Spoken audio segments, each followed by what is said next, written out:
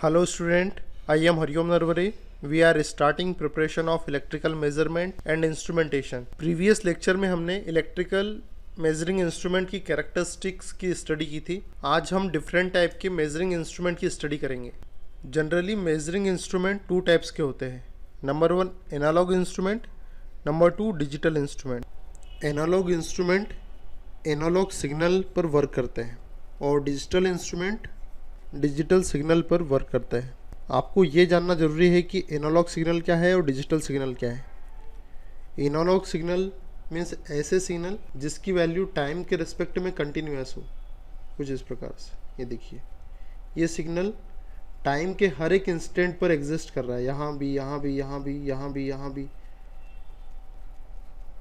Time के हर एक instant पर एनालॉग सिग्नल का वैल्यू एग्जिस्ट करता है. लेकिन जो डिजिटल सिग्नल रहते हैं ये कुछ इस प्रकार के होते हैं. ये डिस्क्रीट टाइप के सिग्नल होते हैं, टाइम के हर एक इंस्टेंट पर एग्जिस्ट नहीं करते हैं.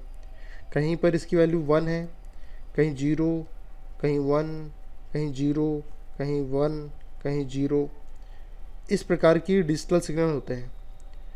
डिजिटल सिग्नल की केवल दो ही वैल्यू होती है, एक तो हाई और एक होता है लो. हाई मीन्स 1 0 बाइनरी फॉर्म में एग्जिस्ट करते हैं डिजिटल सिग्नल. एनालॉग इंस्ट्रूमेंट को अगेन 3 कैटेगरी में डिवाइड किया गया है. First indicating type measuring instrument, second recording type measuring instrument, third recording type measuring instrument. ऐसे इंस्ट्रूमेंट इंडिकेटिंग टाइप इंस्ट्रूमेंट कहलाते हैं जिन्हें जब तक के सप्लाई देंगे तब तक के वो रीडिंग देंगे हमें. जैसे ही हम सप्लाई हटा देंगे फिर से वो अपनी ओरिजिनल स्टेट पर वापस आ जाएगा. यहाँ जब मेजरिंग इंस्ट्रूमेंट को सप्लाई दी जाती है तो पॉइंटर फुल स्केल रीडिंग दिखाता है और जैसे ही सप्लाई ऑफ करते हैं पॉइंटर फिर से 0 रीडिंग पर वापस आ जाता है. ये देखिए, 0 रीडिंग शो करने लग गया. जब सप्लाई दे रहे थे तब इस मेजरिंग इंस्ट्रूमेंट को पॉइंटर रीडिंग दे रहा था और जैसे ही सप्लाई हटा दी फिर से पॉइंटर 0 रीडिंग पर आ गया. इसी प्रकार के इंस्ट्रूमेंट को इंडिकेटिंग टाइप इंस्ट्रूमेंट कहते हैं. जब सप्लाई देते हैं तब इंस्ट्रूमेंट का पॉइंटर रीडिंग शो करता है, जैसे ही सप्लाई हटा देते हैं पॉइंटर फिर से 0 रीडिंग पर आ जाता है. इस प्रकार का इंस्ट्रूमेंट इंडिकेटिंग टाइप इंस्ट्रूमेंट कहलाता है. इंडिकेटिंग टाइप इंस्ट्रूमेंट के कुछ एग्जांपल है जैसे कि PMMC instrument. PMMC means permanent magnet moving coil instrument. EMMC instrument electromagnet moving coil instrument. MI instrument means moving iron instrument. Ohm meter और megger. PMMC instrument current का भी measurement कर सकता है और वोल्टेज का भी मेजरमेंट कर सकता है.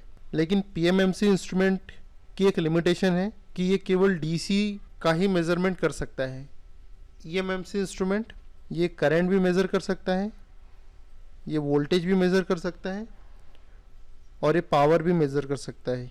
यहाँ ए मीटर को इंडिकेट कर रहा है, डब्ल्यू वाट मीटर को इंडिकेट कर रहा है और वी वोल्ट मीटर को इंडिकेट कर रहा है. MI instrument moving iron instrument ये करंट का भी मेजरमेंट कर सकता है, वोल्टेज का भी मेजरमेंट कर सकता है. ओम मीटर रेजिस्टेंस का मेजरमेंट करता है. मेगर ये हाई वैल्यू के रेजिस्टेंस की वैल्यू को फाइंड आउट करता है या मेज़र करता है. आगे इन सारे इंस्ट्रूमेंट को हम डिटेल में पढ़ने वाले हैं. अब मेजरिंग इंस्ट्रूमेंट के second type recording type instrument की स्टडी करते हैं. रिकॉर्डिंग टाइप इंस्ट्रूमेंट को हम ऐसे डिफाइन करेंगे कि रिकॉर्डिंग टाइप इंस्ट्रूमेंट ऐसे इंस्ट्रूमेंट है जो इलेक्ट्रिकल क्वांटिटी में जो वेरिएशन हो रहा है उसे रिकॉर्ड करता है. यहाँ देखिए, ये इलेक्ट्रिकल क्वांटिटी में जो वेरिएशन हो रहा है उसे रिकॉर्ड कर रहा है. इलेक्ट्रिकल क्वांटिटी में जो वेरिएशन हो रहा है उसे रिकॉर्ड कर रहा है. इलेक्ट्रिकल क्वांटिटी में जो वेरिएशन हो रहा है उसे रिकॉर्ड कर रहा है. इलेक्ट्रिकल क्वांटिटी में जो वेरिएशन हो रहा है उसे रिकॉर्ड कर रहा है. रिकॉर्डिंग टाइप इंस्ट्रूमेंट के कुछ एग्जांपल है जैसे कि सिस्मोग्राफ. सिस्मोग्राफ एक ऐसा मेजरिंग इंस्ट्रूमेंट है जो अर्थक्वेक की इंटेंसिटी का मेजरमेंट करता है. Earthquake intensity. अब ये इलेक्ट्रिकल क्वांटिटी को कैसे मेज़र करता है? ये अर्थक्वेक के कारण जो कंपन होगा, डिस्टर्बेंस होगा, उसे ये सिस्मोग्राफ इलेक्ट्रिकल क्वांटिटी में कन्वर्ट कर देगा और इसे ये चार्ट पेपर रिकॉर्ड कर लेगा अपना इसमें. Second recording type instrument medical ECG machine. ECG means electrocardiograph machine. Medical research और पेशेंट मॉनिटरिंग में इस मशीन का यूज़ होता है. ईसीजी मशीन हार्ट की प्रॉब्लम को डिटेक्ट करता है, उसकी हार्ट बीट को मेज़र करता है. Third recording machine cockpit voice recorder. Flights में ये मशीन पायलट के पास होती है. Cockpit voice recorder machine flights में एक्सीडेंट और इंसिडेंट की इन्वेस्टिगेशन पर्पस के लिए यूज़ होती है। और फोर्थ एग्जाम्पल है मैग्नेटिक टेप। और भी बहुत सारे एग्जाम्पल है। फोर्थ एग्जाम्पल ये जो मैग्नेटिक टेप है, इससे तो आप बहुत अच्छे से फेमिलियर हो, आप सभी ने इससे गाने भी सुने हैं बहुत सारे। जब कुछ समय पहले तक, जब तक कि सीडी नहीं आई थी, डीवीडी नहीं आई थी, हमारे मोबाइल्स इतने एडवांस नहीं हुए थे, तब हम सभी इसी से गाने सुना करते थे, मैग्नेटिक टेप की हेल्प से। अब मेजरिंग इंस्ट्रूमेंट की third category integrating type measuring instrument की स्टडी करते हैं। इंटीग्रेटिंग टाइप इंस्ट्रूमेंट के एग्जांपल हैं सिंगल फेस एनर्जी मीटर और 3 फेस एनर्जी मीटर। जैसे कि इस प्रकार के मेजरिंग इंस्ट्रूमेंट का नाम ही इंटीग्रेटिंग टाइप मेजरिंग इंस्ट्रूमेंट है। इंटीग्रेटिंग मीन्स होता है सम, इसलिए यहाँ डिस्प्ले भी होगा, रिकॉर्डिंग भी होगी और क्यूमुलेटिव एडिशन भी होगा। इन सारी कैरेक्टरिस्टिक का सम हो जाएगा यहाँ पर, इसीलिए इस प्रकार का इंस्ट्रूमेंट इंटीग्रेटिंग टाइप इंस्ट्रूमेंट कहलाता है। यहाँ एक वर्ड है cumulative addition. Cumulative addition means होता है कंटिन्यूसली एडिशन करना नंबर्स में। जैसे सबसे अच्छा एग्जांपल एनर्जी मीटर। हमारे यहाँ जो एनर्जी मीटर लगे होते हैं वो क्या करते हैं, आज जितना कंजप्शन हुआ, कल जितना कंजप्शन हुआ, सभी को जोड़ देगा, आने वाले समय में जितना कंजप्शन होगा उसे भी जोड़ देगा। इस प्रकार के एडिशन को क्यूमुलेटिव एडिशन कहा जाता है। आगे हम इन तीनों प्रकार के इंस्ट्रूमेंट की डिटेल में स्टडी करेंगे। तब आगे बढ़ते हैं। इन तीनों मेजरिंग इंस्ट्रूमेंट को इस प्रकार से डिफाइन किया गया है। मैंने आपको जो समझाया है वही मैंने यहाँ पर डेफिनेशन की फॉर्म में लिखा है, आप नोट कर सकते हो इसे। अब आगे बढ़ते हैं और स्टार्ट करते हैं इंडिकेटिंग टाइप मेजरिंग इंस्ट्रूमेंट से। अब मैं आपको इस एग्जाम्पल के थ्रू, ये PMMC इंस्ट्रूमेंट का डायग्राम है, इस डायग्राम की हेल्प से मैं आपको समझाऊंगा कि इंडिकेटिंग टाइप इंस्ट्रूमेंट में 3 इंपॉर्टेंट टॉर्क की रिक्वायरमेंट होती है इसकी वर्किंग के लिए। Number 1 deflecting torque, number 2 controlling torque, number 3 damping torque. Deflecting torque को TD से एक्सप्रेस करेंगे, कंट्रोलिंग टॉर्क को TC से एक्सप्रेस करेंगे और डैम्पिंग टॉर्क को TDA से एक्सप्रेस करेंगे। यहाँ पूरा ही लिख देता हूँ डैम्पिंग टॉर्क। अब डिफ्लेक्टिंग टॉर्क की स्टडी करते हैं। मेजरिंग इंस्ट्रूमेंट के पॉइंटर को इनिशियल पोजीशन से मूव करने के लिए या डिफ्लेक्ट करने के लिए जिस टॉर्क की हमें नीड होती है उसे ही हम डिफ्लेक्टिंग टॉर्क कहते हैं। लेकिन इस डिफ्लेक्टिंग टॉर्क के साथ एक प्रॉब्लम भी है। कैसी प्रॉब्लम? ये डिफ्लेक्टिंग टॉर्क ने इस पॉइंटर को मोशन करना तो स्टार्ट कर दिया, लेकिन ये पॉइंटर एक पर्टिकुलर लोकेशन पर जाकर रुक जाना चाहिए। जैसे कि मैंने यहाँ से यदि 10 एम्पियर का करंट फ्लो करवाया है तो मेरे इस पॉइंटर ने 10 एम्पियर पर जाकर रुक जाना चाहिए, 10 एम्पियर से ज़्यादा आगे नहीं जाना चाहिए। ये मेरी रिक्वायरमेंट है। तो 10 एम्पियर पर रुक जाए वो कौन डिसाइड करेगा? वो डिसाइड करेगा एक कंट्रोलिंग टॉर्क। ये कंट्रोल करेगा सिचुएशन को, ये पॉइंटर को 10 एम्पियर से ज़्यादा आगे जाने से रोकेगा। इसलिए अब हम सेकेंड पढ़ने वाले हैं कंट्रोलिंग टॉर्क। फर्स्ट हमने स्टडी की डिफ्लेक्टिंग टॉर्क की। ये डिफ्लेक्टिंग टॉर्क करंट के मैग्नीट्यूड के अकॉर्डिंग इस पॉइंटर को मोशन करवाता है, पॉइंटर को रोटेट करवाता है, लेकिन पॉइंटर एक पर्टिकुलर लिमिट पे रुक जाना चाहिए। जैसे मैंने 10 एम्पियर का करंट फ्लो करवाया है तो 10 एम्पियर पर जाकर पॉइंटर ने रुक जाना चाहिए। ये कौन टेक केयर करेगा? ये कंट्रोलिंग टॉर्क इसकी टेक केयर करेगा। अब हम इसकी स्टडी करते हैं। Number 2 controlling torque. Controlling torque having 2 important purpose. Number 1 produced output must be directly proportional to input. इसका मीनिंग ये हुआ कि हम जितना इनपुट प्रोवाइड कर रहे हैं हमें उतना ही आउटपुट मिलना चाहिए। Means output should be proportional to input. जितना इनपुट आप दे रहे हो हमें उतना ही आउटपुट मिलना चाहिए। मीन्स यदि मैं 10 एम्पियर का इनपुट अप्लाई कर रहा हूँ तो पॉइंटर ने भी 10 ही एम्पियर देना चाहिए। ये फर्स्ट पर्पस है कंट्रोलिंग टॉर्क का। And second purpose to bring back the pointer to its original state in the absence of input supply. इसका मीनिंग ये हुआ कि जब मेजरिंग इंस्ट्रूमेंट को आप इनपुट देना बंद कर दें या सप्लाई देना बंद कर दें, मीन्स सप्लाई या इनपुट 0 हो जाए, तब पॉइंटर फिर से अपनी इनिशियल पोजीशन मीन्स 0 पोजीशन पर वापस आ जाए,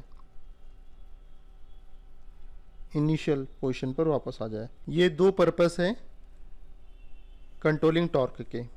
फर्स्ट, जो आउटपुट हमें मिल रहा है वो इनपुट के प्रोपोर्शनल होना चाहिए, और दूसरी कंडीशन, जब मेजरिंग इंस्ट्रूमेंट को सप्लाई देना बंद कर दे या इनपुट देना बंद कर दे, तब पॉइंटर ने इनिशियल पोजीशन पर आ जाना चाहिए। अब हमें ये सोचना है कि कंट्रोलिंग टॉर्क के इन दोनों पर्पस की रिक्वायरमेंट को कैसे फुलफिल किया जाए। ऐसी कौन सी डिवाइस का हम यूज़ करें जिससे कि मेजरिंग इंस्ट्रूमेंट का आउटपुट इनपुट के प्रोपोर्शनल हो, और जब सप्लाई हटा दी जाए तो पॉइंटर फिर से अपनी इनिशियल पोजीशन पर आ जाए। ऐसी कौन सी डिवाइस है? तब मेरे माइंड में एक डिवाइस का नाम आता है जो कि है स्प्रिंग। स्प्रिंग 2 टाइप्स की होती है। फर्स्ट, हेलिकल स्प्रिंग, जो कि कुछ इस प्रकार की होती है, और स्प्रिंग का सेकेंड टाइप है स्पाइरल स्प्रिंग,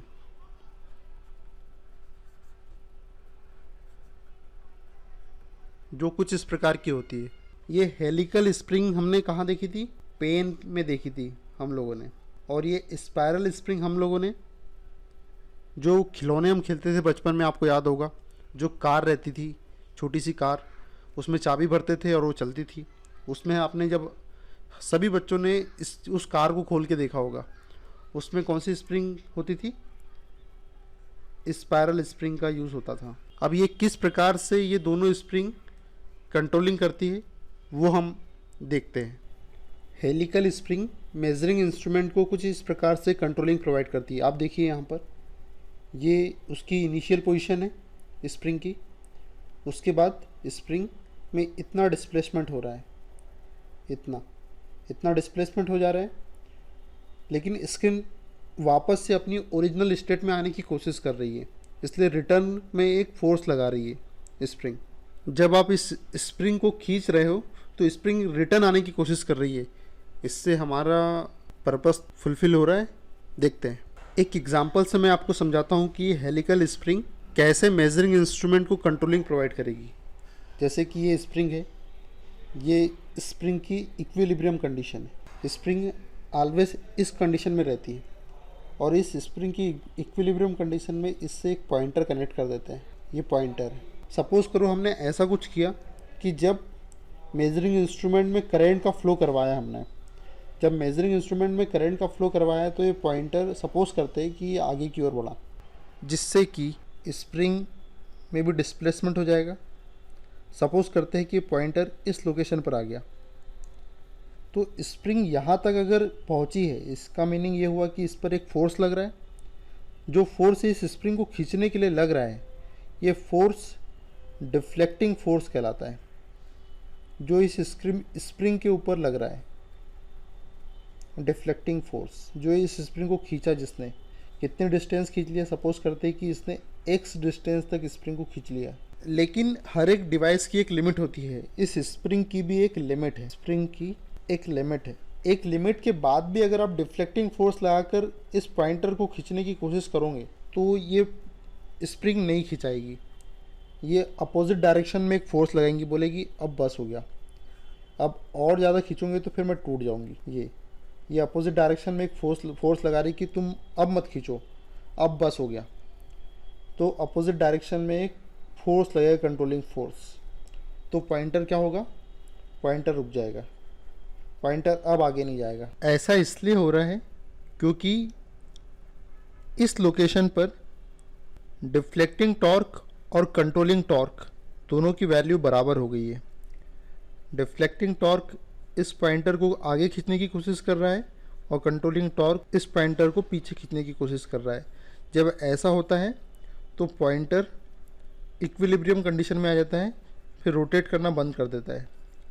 इसलिए यदि मैं 10 एम्पियर का करंट फ्लो करवाना चाहता हूँ तो 10 एम्पियर पर जाकर पॉइंटर रुक जाएगा, उससे आगे नहीं जाएगा, क्योंकि डिफ्लेक्टिंग टॉर्क और कंट्रोलिंग टॉर्क उस पर्टिकुलर लोकेशन पर बराबर हो जाएगा। यदि आपसे कोई पूछे कि इक्विलिब्रियम कंडीशन पर क्या होता है तो आपको बताना है डिफ्लेक्टिंग फोर्स और कंट्रोलिंग फोर्स बराबर हो जाते हैं। तो ये रोल है कंट्रोलिंग टॉर्क का।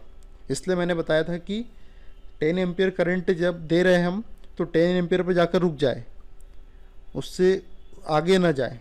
तो ये काम किसका है? इस कंट्रोलिंग टॉर्क का है या कंट्रोलिंग फोर्स का। देखो टॉर्क और फोर्स को मैं आपको क्लियर कर दूं। लीनियर मोशन के लिए जिस फैक्टर की हमें नीड होती है वह फैक्टर फोर्स कहलाता है। ये देखिए लीनियर मोशन मीन्स एक जैसा मोशन। ये देखिए ये लीनियर मोशन कर रही है स्प्रिंग, एक सीधी लाइन में मोशन कर रही है। तो इस मोशन के लिए जिस फैक्टर की नीड थी वही फोर्स कहलाता है। लेकिन जब सर्कुलर मोशन के लिए जिस फैक्टर की हमें नीड होती है वो टॉर्क कहलाता है। तो आप समझ गए होंगे टॉर्क और फोर्स में क्या डिफरेंस है। टॉर्क और फोर्स में कुछ भी डिफरेंस नहीं है। अगर लीनियर मोशन के लिए रिक्वायरमेंट है तो फोर्स कह देंगे, और वही फोर्स टॉर्क कहलाने लग जाएगा जब हमें सर्कुलर मोशन करवाना हो। यही डिफरेंस है फोर्स और टॉर्क में। हमारे इस हेलिकल स्प्रिंग के टॉपिक पे रिटर्न आते हैं। अब यहाँ पे देखिए आप एक से डिस्टेंस इस स्प्रिंग ने ट्रेवल की इस डिफ्लेक्टिंग फोर्स के कारण। तो जितना ज़्यादा आप खींचोगे, जितना ज़्यादा इस स्प्रिंग को आप खींचोगे, मीन्स एक्स की वैल्यू जितनी ज़्यादा बड़ी रहेगी उतना ही कंट्रोलिंग फोर्स अपोजिट डायरेक्शन में लगेगा। वापस आने की स्प्रिंग कोशिश तो करेगी ना, वापस से अपनी इस ओरिजिनल स्टेट में। इस ओरिजिनल स्टेट को इक्विलिब्रियम कंडीशन कहते हैं। इसलिए स्प्रिंग इस डिफ्लेक्टिंग टॉर्क की अपोजिट डायरेक्शन में कंट्रोलिंग फोर्स लगाती है। मीन्स जो कंट्रोलिंग फोर्स है ये स्प्रिंग के डिस्प्लेसमेंट के प्रोपोर्शनल होती है। जितना ज़्यादा आप स्प्रिंग को खींचोगे उतना ही ज़्यादा अपोजिट डायरेक्शन में फोर्स लगेगा। इसलिए controlling force proportional to displacement. जितना ज़्यादा आप खींचोगे स्प्रिंग उतना ही रिटर्न आने की कोशिश करेगी। इसे और थोड़ा मॉडिफाई करते हैं। जब प्रोपोर्शनल हटता है तो एक कांस्टेंट लगता है जो कि के। एक हियर के इज स्प्रिंग कांस्टेंट। तो आप समझ गए होंगे कि हेलिकल स्प्रिंग किस प्रकार से मेजरिंग इंस्ट्रूमेंट को कंट्रोलिंग प्रोवाइड कर रही है। अब हम जितना करंट देंगे पॉइंटर वहीं जाकर रुकेगा, क्योंकि अपोजिट डायरेक्शन में कंट्रोलिंग फोर्स उस पॉइंटर को रोकने का काम कर रहा है। पॉइंटर यहाँ इसलिए मोशन नहीं कर रहा है क्योंकि यह कंट्रोलिंग टॉर्क डिफ्लेक्टिंग टॉर्क के बराबर हो जाता है, तब पॉइंटर मोशन नहीं करता है। यह कंडीशन इक्विलिब्रियम कंडीशन या बैलेंस कंडीशन कहलाती है। अगर ये कॉन्सेप्ट अभी क्लियर नहीं हुआ हो तो आगे के लेक्चर में डेफिनेटली 100% क्लियर हो जाएगा। So don't worry. अब स्प्रिंग के सेकेंड टाइप स्पायरल स्प्रिंग की स्टडी करते हैं। स्पायरल स्प्रिंग कुछ इस प्रकार की होती है। स्पायरल स्प्रिंग इस प्रकार से मेजरिंग इंस्ट्रूमेंट को कंट्रोलिंग प्रोवाइड करती है। आप यहाँ देखिए ये स्पायरल स्प्रिंग मूव कर रही है। पहले स्प्रिंग एक्सट्रैक्ट हो जा रही है और फिर स्प्रेड हो रही है, एक्सट्रैक्ट हो रही है फिर स्प्रेड हो रही है। ये यहाँ देखिए आप, पहले स्प्रिंग इस डायरेक्शन में एक्सट्रैक्ट हो रही है देखिए, और फिर अपोजिट डायरेक्शन में स्प्रेड हो रही है। इस डायरेक्शन में स्प्रिंग के ऊपर डिफ्लेक्टिंग फोर्स लग रहा है और अपोजिट डायरेक्शन में स्प्रिंग जब रिटर्न आने की कोशिश कर रही है, लेकिन अपोजिट डायरेक्शन में स्प्रिंग वापस से अपनी ओरिजिनल स्टेट या इक्विलिब्रियम स्टेट में आने की कोशिश कर रही है, जिसे हमने कंट्रोलिंग टॉर्क कहा है। जब हम हेलिकल स्प्रिंग पढ़ रहे थे तब मैंने वहाँ आपको बताया था वहाँ क्या हो रहा था। हेलिकल स्प्रिंग में भी स्प्रिंग पहले आगे जा रही थी डिफ्लेक्टिंग फोर्स के कारण, और फिर स्प्रिंग रिटर्न आने की कोशिश कर रही थी अपोजिट डायरेक्शन में। अपोजिट डायरेक्शन में आने के लिए वो जो कोशिश कर रही थी उसे हमने कंट्रोलिंग फोर्स बोला। कुछ लोग इसे रीस्ट्रेनिंग फोर्स भी कहते हैं। उसी प्रकार से स्पायरल स्प्रिंग में भी स्प्रिंग आगे जाने की कोशिश करेगी जिससे कि डिफ्लेक्टिंग टॉर्क बोलेंगे, और जब वापस से अपनी ओरिजिनल स्टेट में आने की कोशिश करेगी स्प्रिंग तो इसे कंट्रोलिंग टॉर्क कहेंगे। मैंने आपको बता दिया था टॉर्क और फोर्स में डिफरेंस। जब रोटेटिंग पर्पस के लिए जिस फैक्टर की हमें नीड होती है उसे हम टॉर्क कहते हैं, और लीनियर मोशन के लिए जिस फैक्टर की नीड होती है उसे हम फोर्स कहते हैं। यहाँ पे कौन सा मोशन हो रहा है? सर्कुलर मोशन हो रहा है, इसलिए यहाँ पे उस फोर्स को हम टॉर्क कहेंगे। और जैसे यहाँ पर हेलिकल स्प्रिंग के केस में पॉइंटर कब मूव नहीं कर रहा था, एक लोकेशन पर आकर रुक जा रहा था जब डिफ्लेक्टिंग फोर्स और कंट्रोलिंग फोर्स बराबर थे, तब पॉइंटर मोशन नहीं कर रहा था। आप खुद ही सोचिए, एक पॉइंटर को इधर खींचेगा और एक पॉइंटर को इधर खींचेगा। ये डिफ्लेक्टिंग फोर्स पॉइंटर को इधर खींच रहा था, कंट्रोलिंग फोर्स तो रिटर्न आने की कोशिश कर रहा था। दोनों बराबर थे तो पॉइंटर कहीं भी नहीं जा पा रहा था। सिंपल सी बात है, आपको यदि कोई एक डायरेक्शन में खींचे और दूसरा दूसरे डायरेक्शन में खींचे और दोनों इक्वल फोर्स लगाए तो आप किसी भी डायरेक्शन में नहीं जा पाओगे। उसी प्रकार से यहाँ भी हो रहा है, उसी प्रकार से स्पाइरल स्प्रिंग में भी होता है। स्पाइरल स्प्रिंग के पॉइंटर को डिफ्लेक्टिंग टॉर्क इस डायरेक्शन में खींच रहा है और कंट्रोलिंग टॉर्क अपोजिट डायरेक्शन में खींच रहा है, इसलिए पॉइंटर मूव नहीं करेगा जब दोनों इक्वल हो जाए। Deflecting torque equal to controlling torque. जब डिफ्लेक्टिंग टॉर्क और कंट्रोलिंग टॉर्क बराबर हो जाएंगे तो ये इक्विलिब्रियम कंडीशन या बैलेंस कंडीशन कहलाती है।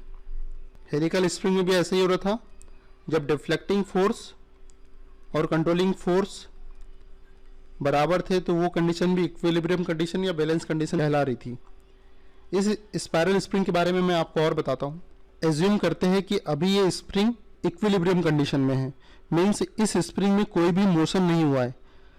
सपोज करते हैं कि स्प्रिंग में मोशन हुआ, सपोज करते हैं कि थीटा एंगल ये स्प्रिंग घूम गई है। जब ये थीटा एंगल स्प्रिंग घूम रही है तो स्प्रिंग क्या करेगी, अपोजिट डायरेक्शन में एक टॉर्क लगाएगी।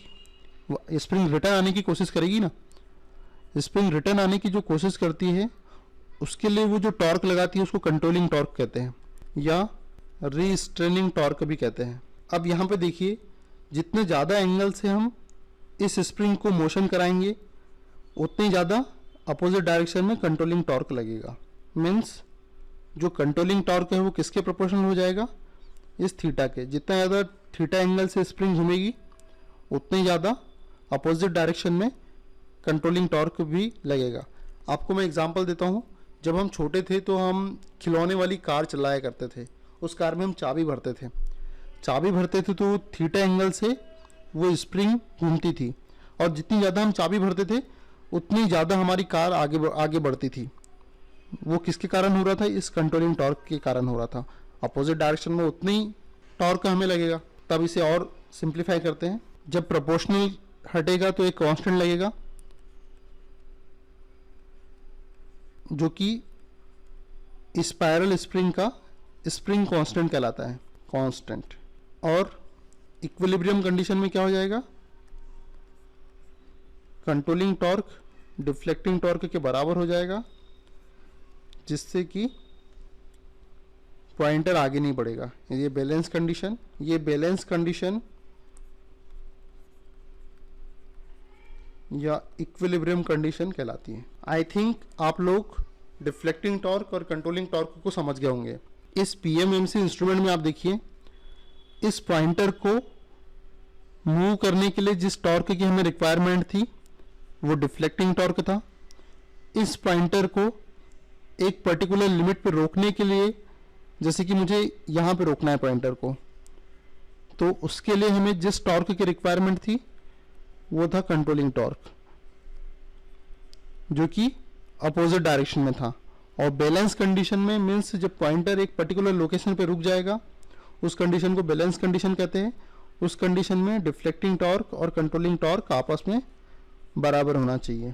बैलेंस कंडीशन या इक्विलिब्रियम कंडीशन, ये दोनों टॉर्क को मैं आपको बहुत अच्छे से समझा चुका हूँ। यदि कोई डाउट है आपके माइंड में तो जब हम ओरिजिनली इंस्ट्रूमेंट पढ़ना स्टार्ट कर देंगे तो वहाँ क्लियर हो जाएगा। बट मुझे लगता है कि यहाँ तक तो क्लियर हो ही गया होगा। और इसके बाद भी यदि कोई डाउट है तो आप कमेंट बॉक्स में मुझसे पूछ सकते हो।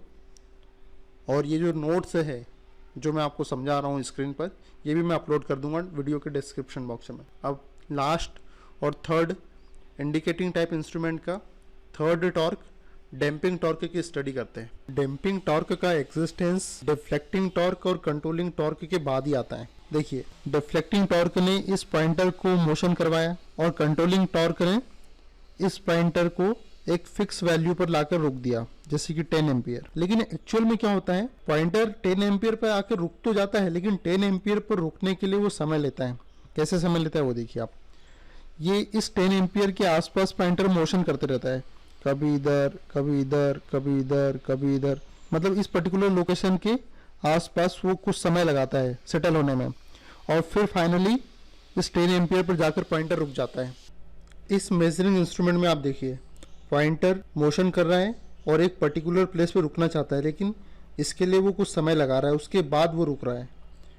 और हम चाहते हैं कि पॉइंटर इतना समय नहीं लगाए, सीधे अपने टारगेट पर जाकर रुक जाए। जैसे उसे 10 एम्पियर का करंट फ्लो करवाना है तो वो 10 एम्पियर पर जाकर रुक जाए।